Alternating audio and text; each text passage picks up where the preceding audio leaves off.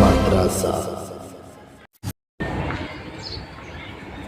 কোন ক্ষেত্রে পাত্র একবার মাটি এবং 7 বার পানি দিয়ে ধৌত করতে হবে? আপনাকে অপশন দিচ্ছি।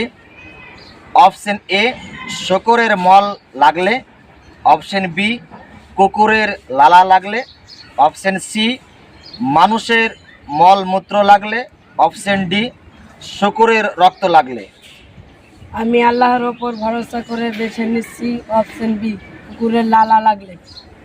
অপশন বি, কুকুরের লালা লাগলে। আপনি যে উত্তরটি দিয়েছেন আমি দেখতে পাচ্ছি উত্তরটি সঠিক উত্তর। মাশাআল্লাহ, খুব সুন্দর উত্তর।